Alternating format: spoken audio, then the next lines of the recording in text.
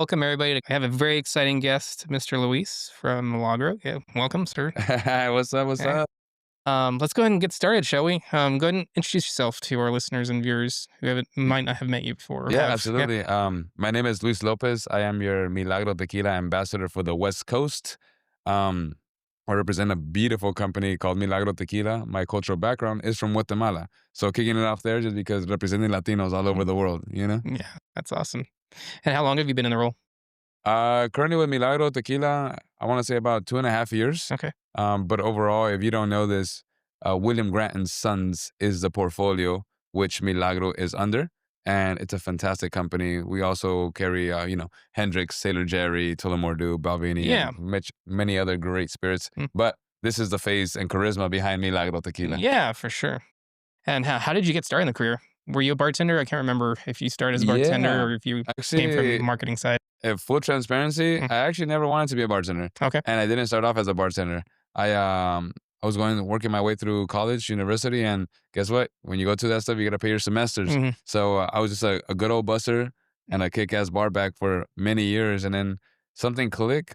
I don't know, just hospitality really got to me, and somehow figured out a way to make it a career path. I think for many people in the industry, it's always a stepping stone before it becomes a way of life. Yeah. And for me, that's exactly what it became. And by the time you knew it, just made a name for yourselves, for myself. And it was one of the things where like attending all the industry events, making sure that your reputation would not get tarnished, anything you do, because until this day, that's the number one thing I tell everybody. Just guard your reputation as healthy as possible because it's the one thing that people are going to remember 5 years from now, 10 years from now, Yeah. 15 years from now. Uh, Fast forwarding a little bit, I think that all kicked off in like 2011 is when I first got into the industry in Los Angeles, and I've only bartended officially in Los Angeles. I've done guest pop ups throughout America, but LA is where my heart resides and where I got my technique, my schooling Yeah. from. And Mm, yeah, I mean, they're like, hey, Luis, what's the deal? Where did you progress from here to there?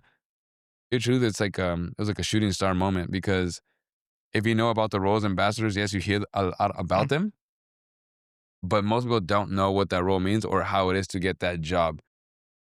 Maybe like until like 7 months ago, a year ago, I was by myself doing Milagro mhm. Tequila. So it was truly one person on the brand. Yeah. Now I have an incredible other half called Stilo, Mhm. which I think we'll hear about him a little later. Yeah, at Later in some the point. Mhm. But yeah, now there's two of us tackling the country, but it's not like there's many roles in my position. So I'm very, very blessed to be able to, preach the agave word, the Milagro lifestyle, and just bring a brighter side of tequila to everybody. Yeah. I think that's one of the most exciting parts Yeah.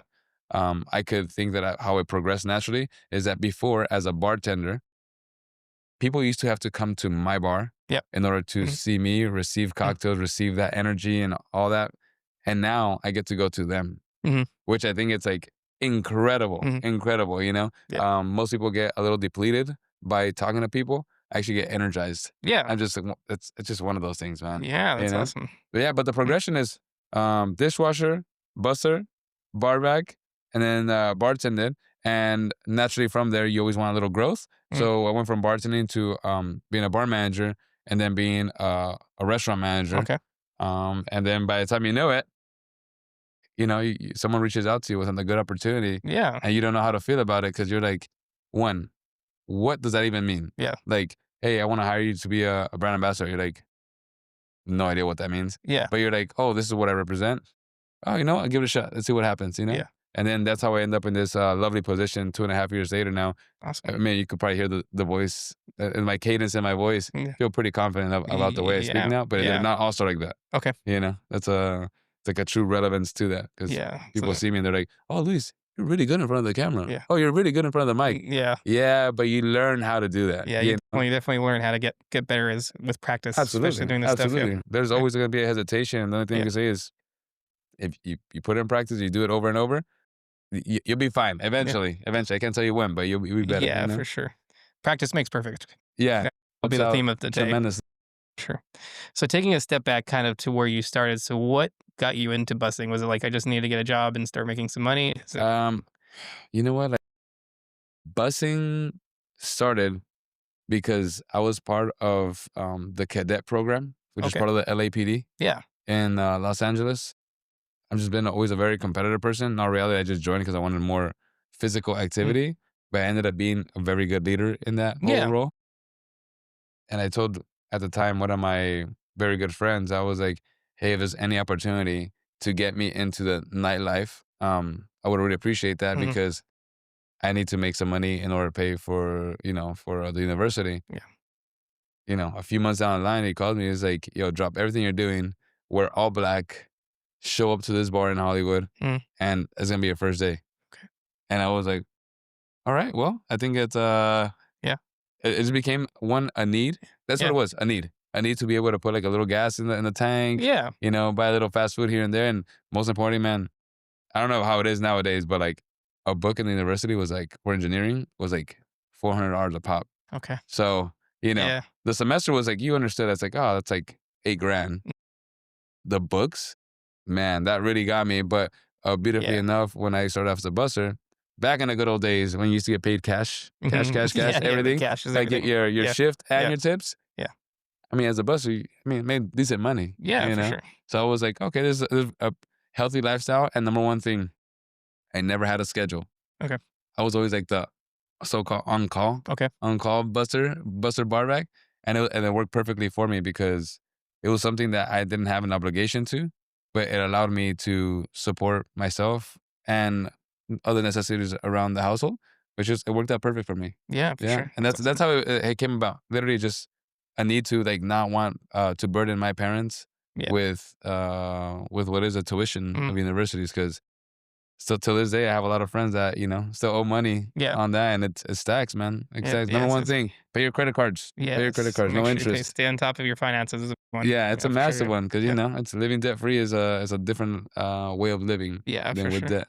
But Yeah. yeah, that's how it started for what it was busing, and then if you get into the whole bar backing, the bartending, that was just a true natural progression. Mhm. I can't even tell you, and I pride myself on being the best bar back that Mm. anybody could have had Yeah. because I really believe I was Yeah. like a great bar back.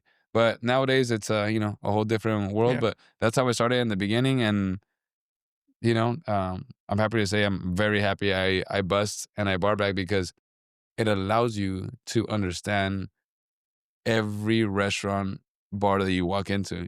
I like unfortunately, just dissect it off the bat. Yeah. You like walk in, you're like, okay, well, someone's not paying attention to that. Okay, glasses are not polished. Mhm. Dishwasher's still not running. Yeah. The bartender's about to run out of their Mm. tequila, their well. Mm. But you see so many things on moving parts where it's like, it could be a little anxiety, Mm. but I could also put it away. Yeah. It's just a matter of knowing, understanding, and the biggest thing is it teaches you patience because when you get to read the room and the GM is like losing their mind because a guest at table number 10 is having like a difficult evening and Yeah. the bartender's in the weeds for the service well with 20 tickets deep, Yeah. like you could actually step back and you'll be like, I'm not gonna be that consumer Mm. that just sets everything off right now. Yeah. You gotta stay back, and then the bartender or management, something comes up to him like, "Yo, thank you so much for your patience," but you didn't ask for that. Mm. That's just observing. Yeah. You didn't say a darn word. So, Yeah, just being yeah. it's incredible to be able to. And number one thing I say, if you were a busser or a barback, you probably have great ties to back a house, Yes. which everybody, they're not in the light immediately, Yeah. but back of house really, really supports on every angle. If it's with Yes. delis, it's the saran wrap that everybody's Yeah. fighting for, Yeah. or preparations of syrups. Back of house is one of those things where like I got you and you got me. Yeah.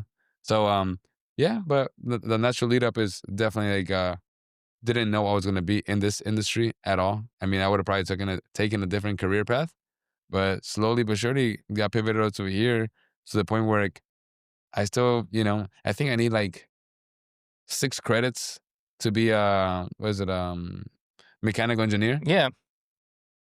No. I don't think I'm gonna finish it. I might finish it Okay. just to be like, "Oh, look at the title and put it up there," but Yeah. at this point, I might if anything, I might go back for like some maybe hospitality degree Yeah. or something because it makes more relevance to it. Yeah. But I mean, pretty cool. Yeah. Be an engineer. That's That comes awesome. with Yeah. Engineering is like definitely a fun field. It's a lot of math. a lot of Yeah, math. I'm sure you're A really good lot at of math. math. Yeah. Oh, Yeah. man. Yeah, once you get to a certain degree, you're like it's a whole nother language. Yeah. Put it that. It's another love language. Yeah. People could just stare at it and they're like, I have no understanding of Yeah. it, or they'll be like, oh, I get this. I want to figure out a way how to get to the same answer in different ways. Yeah. So yeah, mathematicals. If you don't like math, go quick right, quick left to something else because Yeah. yeah, that's gonna be stuck on that one. Yeah, for sure. But now you're engineering stuff with tequila, so that's kinda cool how it's, coming. Tequila, Yeah. and then it's a beautiful way to Mhm. because engineering is a beautiful term because technically everybody's engineering something every day, even if it's like just from your mind out to the world. It's like, the moment that you put together your wardrobe, the Mhm. moment you walk out the house and, you just, what is your angle? What are you trying to execute that day? Yeah. You engineer the way that you want to present yourself to the world, like, hey, look, today I got this like two piece kind of like, pajama. Maybe I'm in Miami kind of feel, but I'm in New Orleans. Like, that's one of those things where like you engineer the way that you look to conquer the day. Yeah. And it all starts with that, even from the Yeah. moments like you wake up, do you wash your Yeah. face in the mornings? I don't know, maybe you don't. Yeah. Maybe you do wash your face with hot water or cold water. What does it do for you? But you're engineering every aspect of the day of every day, which is kind of amazing. Yeah. So, but yeah, I mean, now we're doing this. Now Yeah, we're for doing sure. this. So being a bar back, you have so I'm gonna say this might be not controversial. To me, the best bartenders that I've worked with have had that bar backing experience because they Mm, appreciate that work that goes into making sure the bartenders can do their job. Would you absolutely. agree? Yeah. Yeah, I Like, agree yeah. because the way that the reason why I believe I was like very very well at my job as a barback was because you always like anticipated what the bartender needed. Yeah. You always like 5 steps, 4 steps ahead of their necessities. Yeah. And that's what made them fall in love with you. Like they're going for the last scoop of ice and they scrape the bottom and you hear it. You're like doing dishes and you're polishing, but you hear it. You're like, oh, I already have what is it? The bag of ice ready to load up again. And they look over you like a token of appreciation, but in reality, you're just doing your job, Yeah. Or when they're going over for like the last vodka something, the last whiskey sour. Oops, don't get hurt. Yeah. The last whiskey sour. Yeah. And then you give them a fresh bottle on that. Mhm. It's like some magic happened. Right. But all you were doing is you're anticipating. But as a barback, it's like it's not quite the QB. It's more of like the coach that's like up in the stadium observing the Yeah. entire game Mhm. because you're able to see everybody's dynamic of Mhm. it. And as a barback, you're like back here, like, okay, lime wedges are low, orange wedges are low, cherries, okay, boom, ice. And then you naturally prioritize what you think they're gonna need before they even know it, which is the most fascinating thing, I think. Okay. And I'm telling you, man, give me a bar right now. I'm gonna start bar backing. I Yeah. just gotta change out my shoes real quick and There we'll you do go. it. Yeah. But it's a very, very good experience to have under your belt Yeah. before becoming a bartender. I believe so because it teaches you where things belong, Yeah. how they are, structure. You take direction. Yeah. When you're a bartender, the last thing you really do is you still take direction, but you also have a significance of like how do we say this? Like leadership Mm. that you always have to like tell people how to or where and all that stuff. Yeah. But nowadays it's like it's one of those things where like as a barback you were open and even if you weren't open to it, you had to listen because Yeah. you were the team's barback and the word itself is like barback. If it wasn't for you, the bar wouldn't have any spine, any bone. Right. So you're the backbone of the bar. Mhm. If the barback is gone, that bar is going down too. So Yes. that's why you gotta be on top of it. But Yeah. I think it's very, very healthy to the fact that Yeah. being a busser barback, then going to a bartender, it Yeah. shows you so many degrees of observation of our industry. Right. It just works well. You work well with the host. You're like, hey, how many reservation? The bartenders are like, hey, we're gonna make cocktails no matter what. But I'm over here worried about like, should I pull out more glassware from the back, Right. or should I, Yeah. keep it? Because Prepping. I'm thinking I'm making Mhm. the syrups. I'm like hand squeezing the citrus Mhm. on the not even electrical stuff. It was like Just the I don't even know old what you school call the juicer. handle. Yeah. Yeah, Yeah. man. Yeah. So you're building out for the day because number one thing we all know this: freshest ingredients make for the best cocktails. Yeah. So I had to anticipate the night, and yeah. So I do believe bar backing really, really helps elevate your game as a whole, Yeah. as a bartender, as a bar manager, because you understand. You just Mhm. know it. You just know it. Yeah. Yeah. And were you observing the bartenders, and that's how you kinda learned to step into That's the the only bar reason roles? why I Yeah. even Mhm. learned bartending. Actually, most people don't see me bartending anymore, but Yeah. there's a so-called thing like I believe that you know how we all have our signature every day. You sign stuff, your Mhm. contracts, your checks, and all that stuff. Yeah. Bartenders have their signature too, and it's their shake. Yep. And the number one thing I always took is like I took everybody's shake and I kind of made my own with all their concepts combined. Yeah. It's like, okay, you don't want to wear out just too much of the right side, so now I got to shake with my left. But I also took, I learned from this person, that person, this person. By the time you know it, you took the best out of everything, which Mhm. it's the best way to go about it. Yeah. It's like, who taught you to bartend? Like Yeah. 10 bartenders. That's what they taught me. Yes. Yeah. I got my hand smacked. It's like, yo, why you not jiggering? I'm like, ooh, Yeah. well, you do not pour a cocktail here without jiggering. Okay, Yeah. noted. Yeah. So yeah, you take a, Yep. a lot of the best pieces from everybody you encounter as bartenders. Also, you take the things that you don't like about specific coworkers, and you also use that to amplify yourself. Yeah. And I think that goes a long way on so many degrees. Yeah. For sure. But yeah, definitely watching, observing, and doing. Mm. And something might look really cool or might sound very tasty Mm. when somebody does it. And guess what? That DNA was to that person, Yeah. and it doesn't hop over to you. Hmm. That's the Yeah. reality. Because I Yeah. For worked in a sure. lot of bars Mm. for sure. Yeah. What bars have you kind of worked at? Have they been like a mix of like nightclubish or restaurant Dude, the most craft? interesting part is like I've always so how normally people start at either like dive bars or at nightclubs, and Mm. then they finally get into cocktailing. Yeah. I went the other way around. Yeah. I went from straight cocktails to the point where, like, when I was bar backing, also bartending, I was like, why is there an egg behind this bar? Okay. This is like when like the LA really really like blew up on the cocktail scene. I think like post like 2012, it started making a Mm. thing, and whiskey sours were just a thing, like a big one. No longer like the sweet and sour mix. It was like actual like egg whites, Yeah. sugar, citrus, and whiskey. I went from the cocktail bar scene where like every night was like 10 to 25 tickets deep in the well, and they were all craft cocktails. And when I say craft, I'm talking about classics, modern Hmm. classics, to the stuff that you're watching on TV that Yep. people are ordering, Mm. from the Cosmo to whiskey sours, martini, Manhattan, Yeah. Sazeracs, Pim's Cup, and these are like your normal tickets. And that's how I started. So I really thought for like the first like 3 years, I'm like, well, this is how the bar industry is. Then I finally went to seek out another job because I wanted to pick up another shift somewhere Mm. else. Showed up to this place, massive volume location, and they would get like 4 tickets Okay. a night. Yeah. Like 4 tickets as a whole. And everything else was tequila soda, gin and tonics, Red Bull and vodka, Yeah. Red Bull and vodka. And I Yeah. was like, wait, have we started yet? Like, Mhm. like, Mhm. and it was one of the things that it was fascinating to me because I already came from like building like a 5-step cocktail. Like every cocktail will take me at least like 50 to seconds to like a minute. Yeah. That's technically a long time when you Mm. have tickets stacked up Yeah, just right that along with volume. you. Mhm. But when you go just vodka soda, you're like, Just ready, 1, 2, 3, great. go.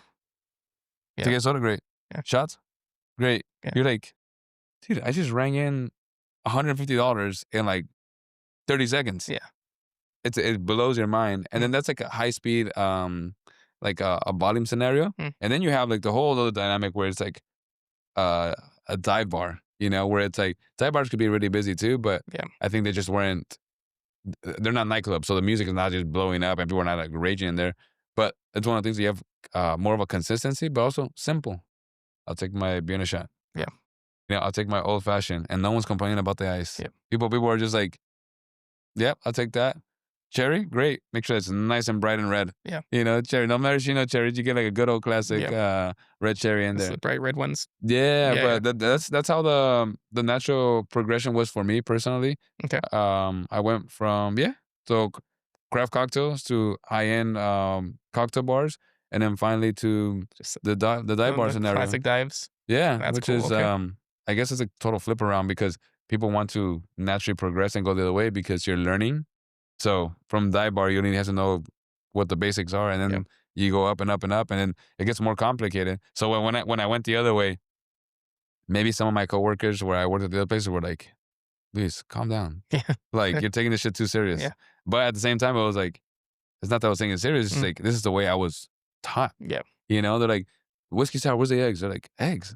What's you talking about? It's in the gun." It's in a gun. And I It's was a sour like, mix. you got to teach me how to make that because I understand you just push it, but I'm like, is it like 1 second hold, 2 second hold? Like they're like jiggers. No, we don't use that here.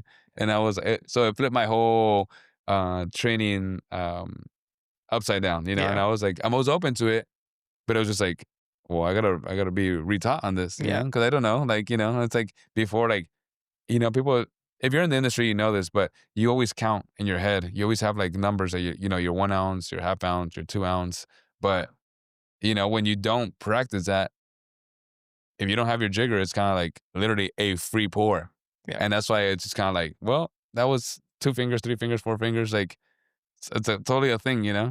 But yeah, that's what allowed me to kind of be well rounded in Yeah. every dynamic. The only thing I didn't work at is what is it, a tap house or a brewery? Okay. Yeah, I haven't done that. Mhm. I haven't done that. Yeah, that's Um, awesome. but yeah, been all over the place with those and different Mhm. angles of LA. I mean, I'm talking from a bar in Venice Beach to a bar in the Valley, which is the 818, which is like Calabasas, Okay. Simi Valley, Yeah. and then Studio City, big time. And then there's a lot of bars I've done in Hollywood, Okay. Hollywood proper. Yeah. Yeah. That's So kind of like a well balanced to many angles of yeah. the consumer. Yeah, for sure. You've had it seems like a very rounded experience. Yeah. And then you were a restaurant manager for a little bit, and then you became the brand ambassador after that. Yeah. Yes, you're So I was managing a bar restaurant mhm, specifically to the bar, and I don't know, opportunity came knocking. okay. And tell you the truth, I wasn't ready to leave that position yet. But I feel like you gotta take chances sometimes and like explore new opportunities. If I could say, like, the one thing that really pushed me was my fiance. She Okay. was actually the one who was like, just try it, go for it. You're not quitting. Like, I mean, you probably won't get the job. Obviously, she was pushing me forward because like we didn't know, right? But it was Yeah. one of the things where I was like, oh, you know what? You're totally valid point. Went to go do that, hung around for like a month or so. And by the time you know it, it was like, hey, Luis, an opportunity came to you. Like, this is what the job is. Yeah. And if you would be open to being our candidate of choice, let's further the conversation.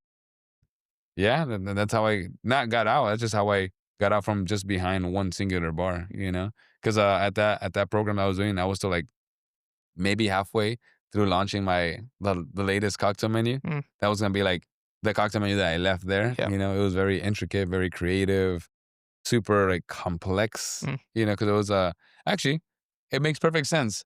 It was a New Orleans establishment in the way that chef was from New Orleans. okay. The whole food, the concept, we serve nothing but classic cocktails from New Orleans. Okay. So it was like, and here we are right now doing that. Yeah. They could send me that would be fun. I went from there. I pulled a distributor. Mhm, You work for an agency mm, for or you work free. Very different. I have yeah. the honor to working for William Grant Sons, Mm, specifically focused on Milagro Tequila. yeah. Which if you talk to a lot of BAs, they're hired by agencies for that company, the parent company. Yeah. So I got nothing but good things to say about that. But that's how I crossed over to the supplier side, and it Okay. was just people were like, "Hey, how do you become a BA?" It's not like a choice. It's not like, oh, how do you evolve into BA? It's just guard your reputation, make sure that you're putting your name out there Yeah. and people recognize you, and then seek it out if you can. But it's a very slim chance because there's not many BAs for Mhm, specific roles. I mean, for right. specific brands. Mhm, So if you acknowledge that, I know it's one of those things where I say it's like a shooting star. It's like the right time, the right moment yeah. kind of thing. Because Mm, who do you know? You might not know that, you sit at a bar and that's like the CEO of a company, right. or, that's like the marketing person, or that's the actual brand manager of a brand that they're looking for a new ambassador. And they're like, man, that person has charm, or Yeah. like that person has it. What is it? I don't know. Mm, They have it.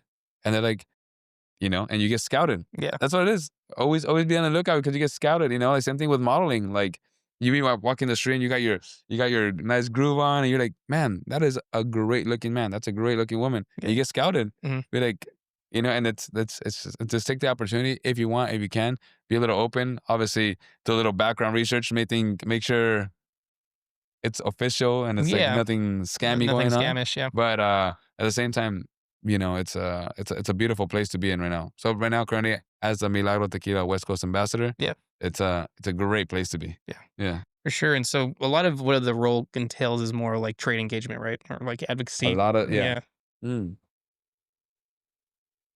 yeah, Advocacy is yeah, like the perfect word because yeah, you're advocating for the brand, for yourself, for anything you're doing moving forward. They're like, I want to say like the ambassador role in William Grant Sons is very trade focused, hmm, education, um, creative liberty. yeah, If you ever attend a Milagro party, that's not something that came from somebody up, from like a global status or like yeah, about. No, no, that's like us bringing that to life, us yep, planning that out, being like, we're creating this. Like you're getting a sensation of us of personality. You're portraying your inner person to the world, and then yeah, sometimes it's like it sounds so easy to say, mhm, but when you got to put it down on paper, I'm like, wait, how to do that? yeah, Like I'm not really sure how to do that. mm, But yeah, an ambassador with them, like definitely advocacy, education, event planning,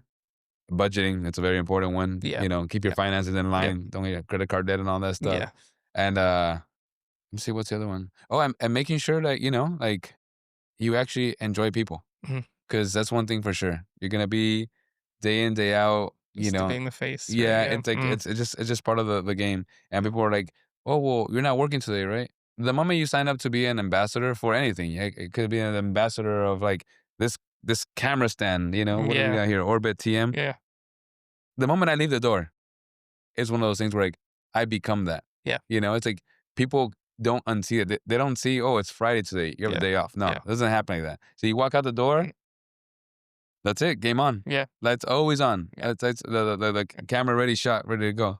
It's just kind of funny with all these cameras right here. But yeah, yeah, yeah, yeah, like you, I you said, you yeah, gotta yeah, you gotta stay witty with that, and also understand that you're always representing something greater than yourself. right, But the greatest thing is to represent yourself forward, yes, because exactly. I keep on preaching this every time.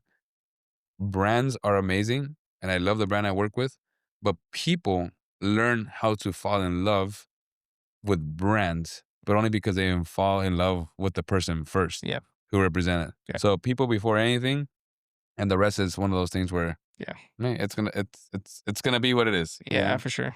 I think that's definitely a good point to bring up because branding, personal branding, especially bartending, is important because people will Oh yeah, come follow you depending on how about them. absolutely. Branding I think is Yeah, the biggest thing because as brands might want to believe it, not believe it. It's like the personal branding that you go into any brand, yeah, you always leave a little piece of yourself into it. mm, And there's a lot of things that they might love it, and a lot of stuff that they're like, hey, that's not really on our brand. yeah, But at the same time, they hire us as ambassadors to be like the observers of like what's happening on the ground. yeah, Like how do you interact? How do we become the tequila of choice? How do we become the vodka they make their martinis with?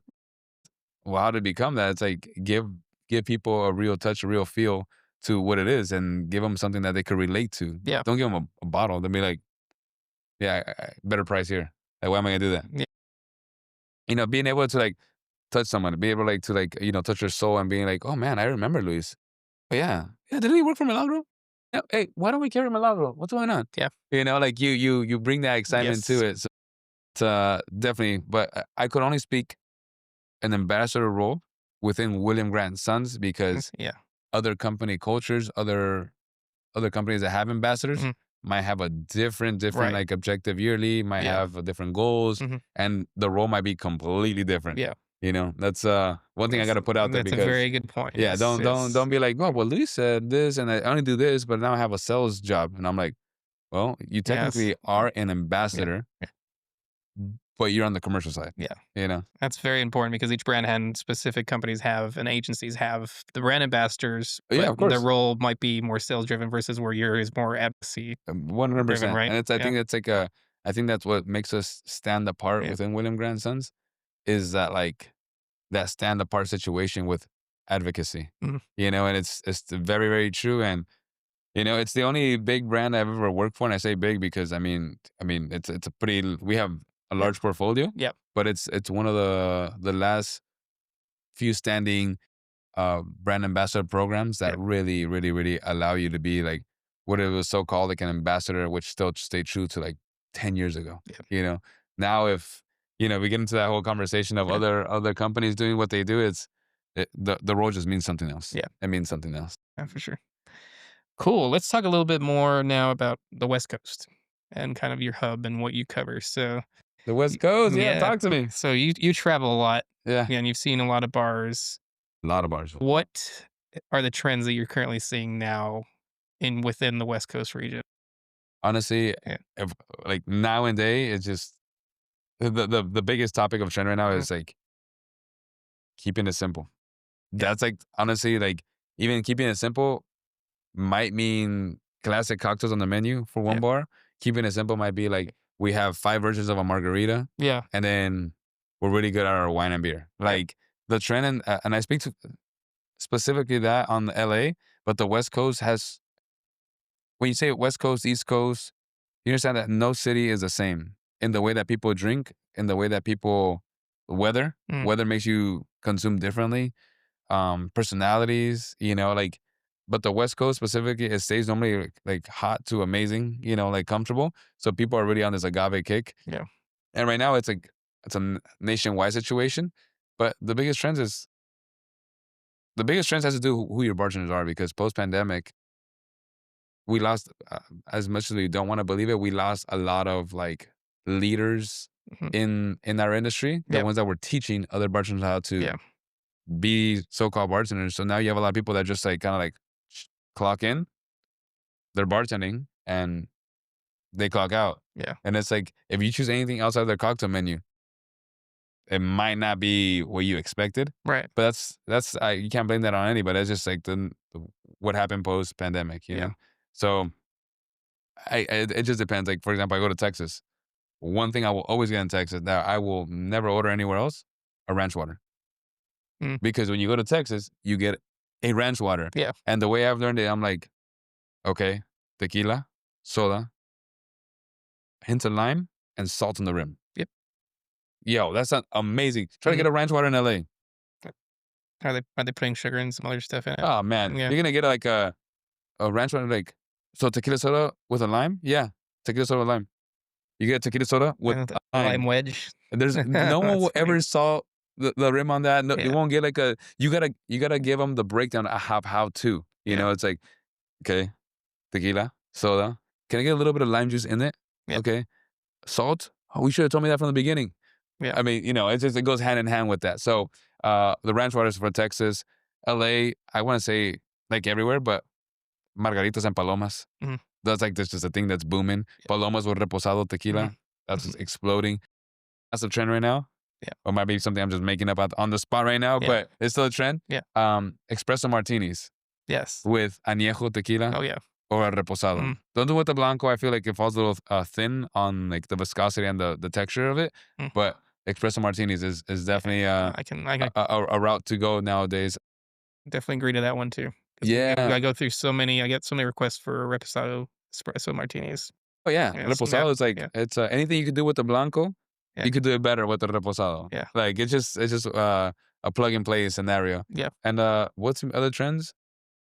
Make it Instagrammable. We Mhm. all know that, Yeah, the gram. But Doing it for the yeah, gram. and Mhm. sometimes Still around it. like it might look Mhm. great in the picture. Yeah. I'm not gonna vouch for that flavor, Yeah. but like it looks great in the picture. Yeah, for Which sure. is a whole different dynamic on that. But if I think about like LA to Texas to like what's that? Oregon, Portland, Mhm. Oregon. Mhm. Portland. Mhm. I mean, you go to Portland, Oregon, it's all about like a beer and a shot. Yeah. There's like the most concentrated amount of like dive bars out Mhm. there, and they have all amazing food. Mhm. And what's the trend over there? Well, make sure when you walk into a place, you get a burger, you get a beer, and then you Just start your do it. drinking. Yeah, for sure. So it's like different cities have different trends.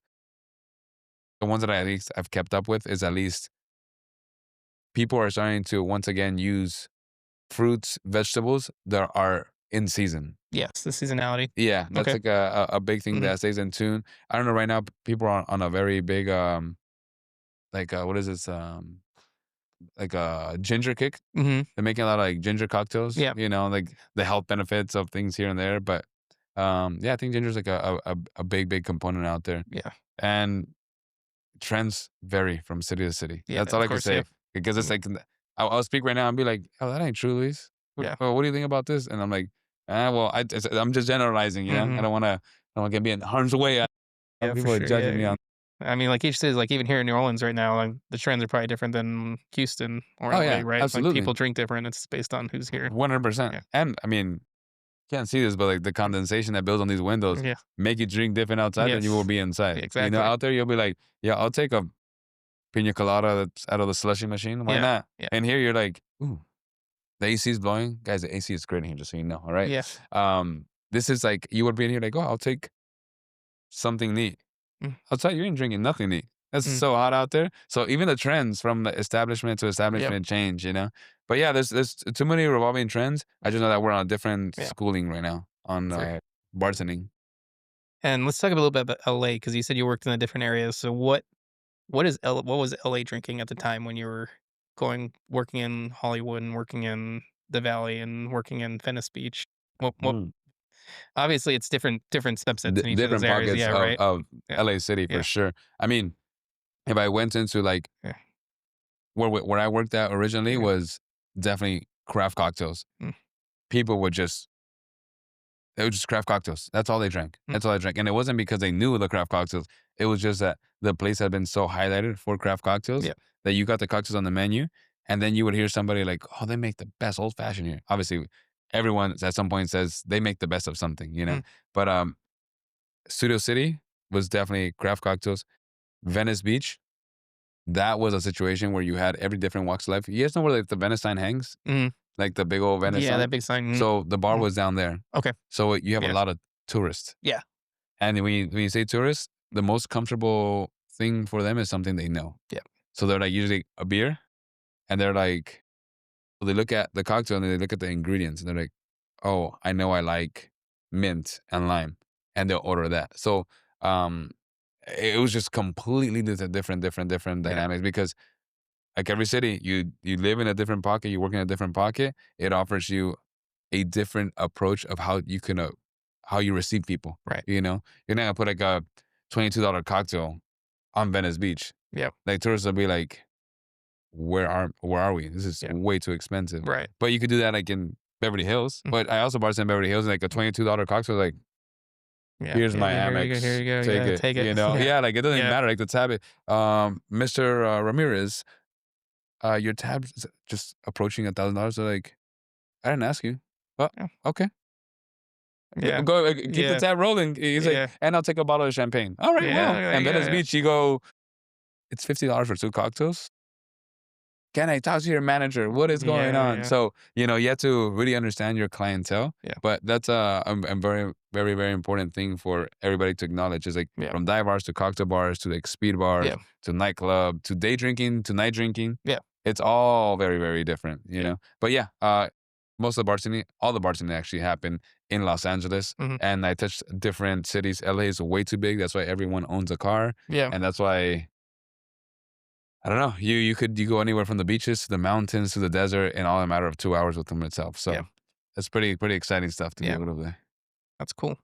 Have you had any cocktail nerdy for a minute. Have you had any cool cocktails lately that were like have kind of blown your mind with Uh, all the pop-ups and stuff with the you know what? ingredient? You're talking about this week or in general? Just in general this year. Let's say this year. Yeah, man. Honestly, I've I've never thought that I would be a person to really geek out about like clarified stuff, Mhm. but it's just like a mental like it's a mind game. Mhm. You take for this first sip and you pass all this judgment, and you're like, there's no way. And you look at it, you're like, damn, it's good. Mm. It's really good. But when you read like tomato, you read like mushroom, you read like yogurt, and I think it's clear, Mhm. you just like get boom, Yeah. smacked. Mhm. It's like same thing with like to bring it back to the tequila, like cristalinos. Yeah. You're like, oh, it's like clear liquid, and that's an aged añejo tequila, and you're like, wait, why is it? And then you're lost in the awe. Mm. So recently, I think I've had I can't remember the name of the cocktail, um, but it was just one of those situations where I just read like goat, cheese, tomatoes, basil, and then they're like banana. And you're like, first of all, that sounds like breakfast. Yeah. That sounds like un Yeah. platito, like a yogurt, like, just Yeah, some cereal yeah, on there, yeah, you'll be yeah, fine. And you go for the first sip and you're like, there's no way. yeah, That's amazing. yeah, So clarified cocktails, that's where I'm at right now currently. yeah, And all you need is honestly time because it takes time yes, to clarify these amazing cocktails. yes, But that's been the most impressive. And apart from that, the biggest impression now, like that I receive on a daily is just making a delicious margarita. Like, you yes, would be que impressed on how cociniere. many non-delicious margaritas Mm, exist out mm, there, but just good old margarita. I mm, don't care if you do it the Tommy's or a classic, just a good one. yeah, You use Cointreau, you use Combier, you use none of those, you just agave. There's a balance to all of them. yeah, Just give me a good, delicious one, and yeah, I'm very, very happy. Um, but yeah, I'm very yeah, simple. Most of the time, if I could be fully transparent, is I usually have like anything on the rocks, okay, anything in the highball. yeah, That's like something beautiful mm, about being able to taste the actual spirit. If it's a whiskey, if it's rum, if it's, yeah, cognac, if it's tequila. mm, But that's what I normally drink.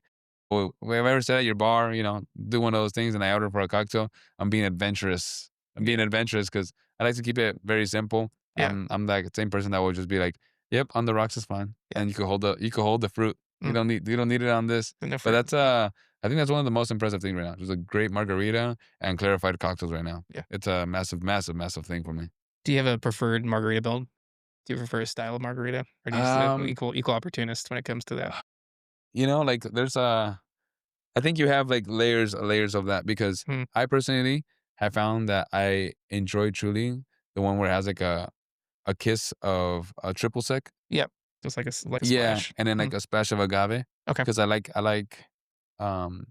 the citrusy, but I do like the little kisses of sweetness in there. mm, I just don't want it to be like first sip and you're like, oh, that has a lot of sugar in yeah, it. So for me personally, yeah, I would just say like, you know, quarter ounce agave, 3/4 lime, 2 ounce tequila, and like a scant or a bar spoon of interesting, any triple sec. okay, And I'm super, super happy. yeah, And if I could be extra, I would love to have like a half salted rim. yeah, That would be my okay, my magical mm. margarita. If yeah, that's honestly for me that'd be perfect. That's it. That'd be Quick and perfect. easy. Yep. Okay, perfect. And quite another question for you. So in LA, are the margaritas, are you seeing it more on the drier style, or are they doing the sweeter style? Because I can tell you in Houston, here in the South and in Austin and mostly Texas, it's sweet Sweet. because the South has sweeter palates where we started Yeah. going further up north, it palates change a little bit. Well, definitely. I mean, LA, man. I mean, we are like the queens out there. We're like looking at our fitness, our diets, our figure, Yeah. like our steez. It's all Yeah. about that, Yeah. So I definitely leans on the more citrusy side. Yeah. If you give something too sweet, it's not that anybody's gonna be mad at it, but their subconscious already like this is a lot of sugar. So we're like, hey, this is too sweet. Yeah. So that would naturally happen. We everybody America's addicted to sugar, man. Mhm. We love it. But if LA had an option, if the West Coast had an option, it'd be just more of on the citrus side. Yeah. That's the reality of it, you Yeah. know? For sure. Cool. Well, now we learned a little bit about you. We talked a little bit cocktails. Let's talk a little bit about tequila, shall we? Tequila, And yeah, yes, cool. absolutely. So let's go and this is the next segment of the show. We talk a little bit about like one of the spirits. So a rapid fire tequila 101. Like majority of our listeners are going to be bartenders, but if you want to kind of hit on the points for the people who not necessarily are fully trained bartenders, let's talk a little bit about tequila. So what is tequila as a whole? Yeah, I love that we're getting into this right Yeah, now. yeah, Tequila 101. yeah, Number one thing I always ask, where is tequila from? yeah, Listen to the crowd, okay. Mexico, fantastic, you got it. yeah. But where? Jalisco, great, you got it. But where else? And everyone just like looks at me lost. Mm, There's like 5 states that you can make tequila mhm, in. It's Jalisco takes the crown mm, because it is the only state within Mexico that allows you to make tequila in every piece of land that mm, exists. mm. So hence they are naturally the biggest producers of tequila in Mexico. Right. Then you have Mm, like uh Michoacán, you have Tamaulipas, Jalisco. And it's one of the things where like those are other states where you can make tequila, but people just don't know that. Yeah. And on top of that, tell you the truth, most consumers don't want to know that. They're just Yeah, like, it's oh, but for me, example, like where's Milagro made? Oh, it's made in the highlands of Jalisco, Mexico. mm, So if I'm up there preaching the Jalisco word, they're gonna remember Jalisco. So that's one thing. So 5 states. The other thing is, in order to be called tequila, they're like, Luis, can I make a tequila in Texas?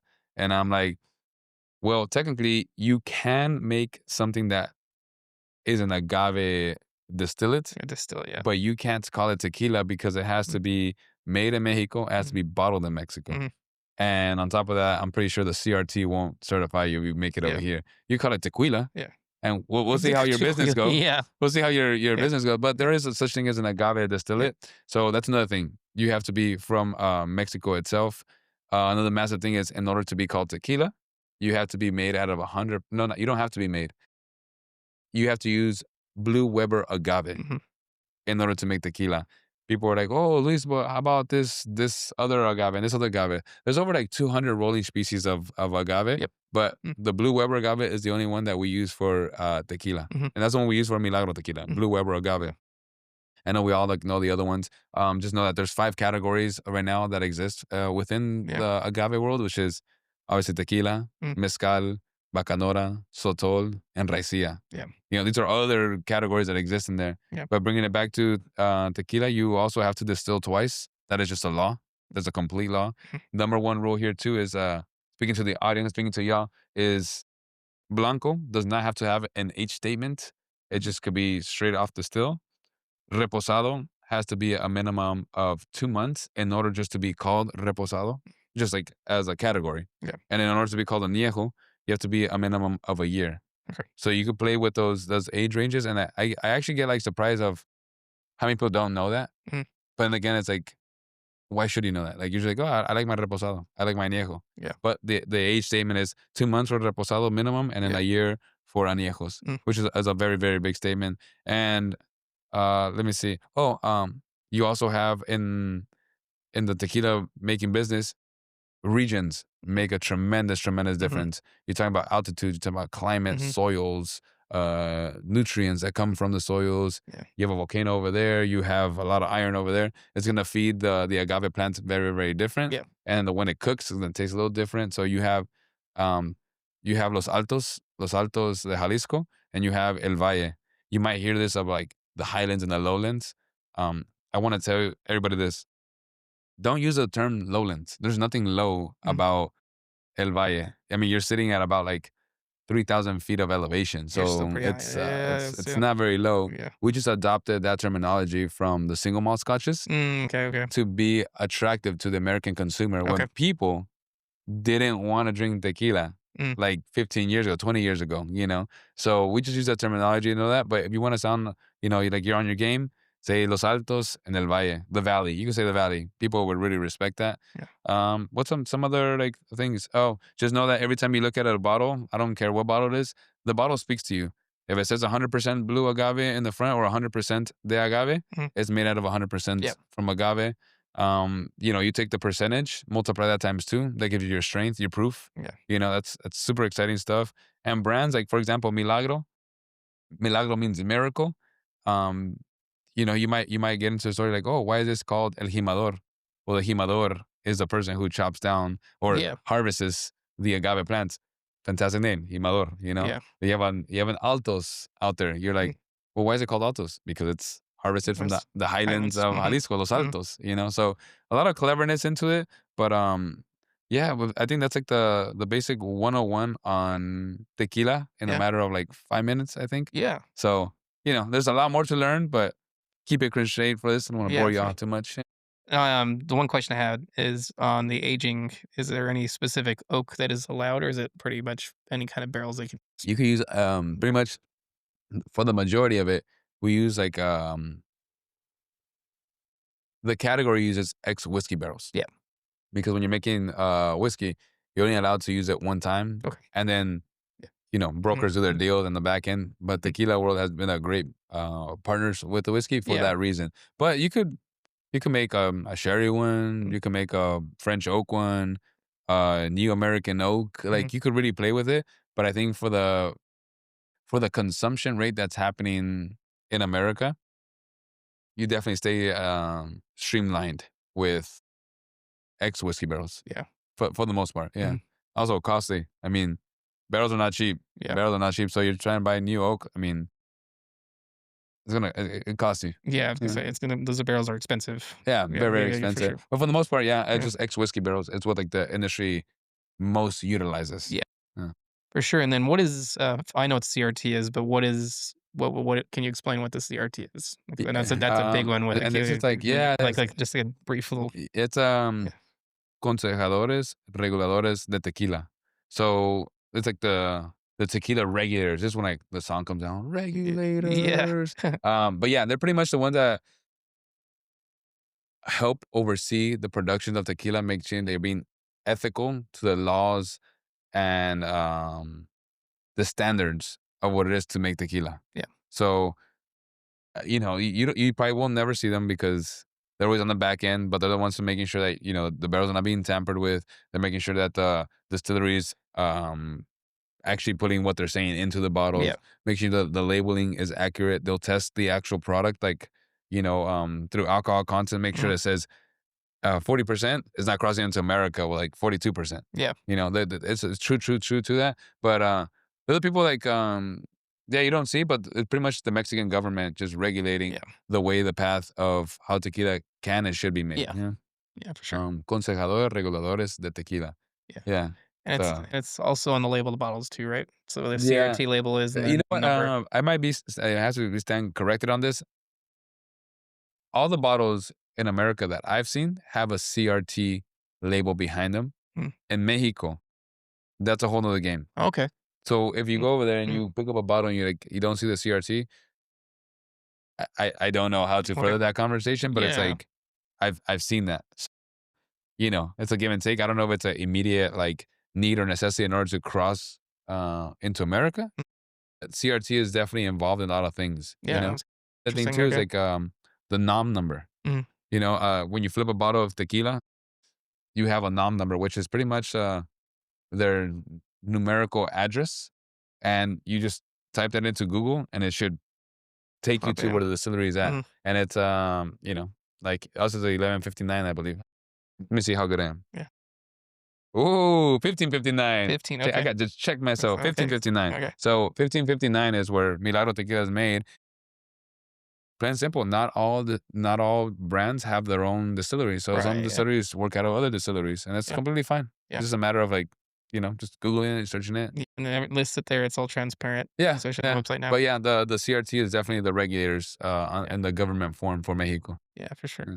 And then, Milagro makes the entire range, right? They have a Blanco, Repo, Añejo. Yeah, so we have a Mm, blanco, a reposado, and mm, añejo. Our age statements I told you is 2 months minimum for repo, mm, and then 12 months for añejo.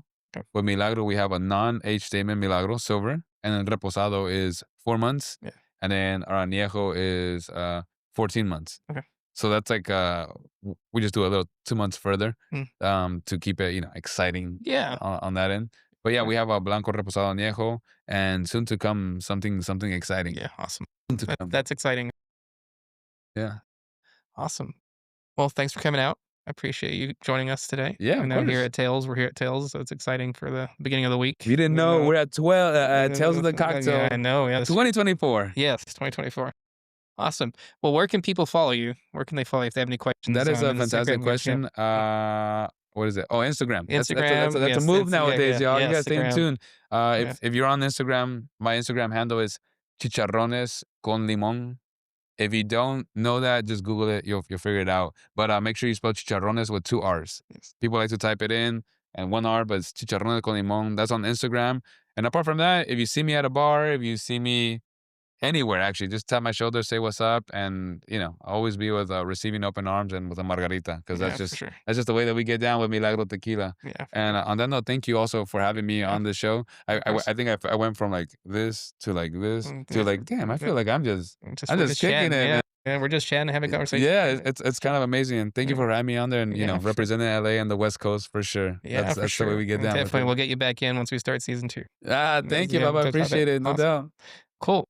Well, thank you all for joining us today. And again, patience is key. Go on, That's stay right. hydrated. We'll see you next time.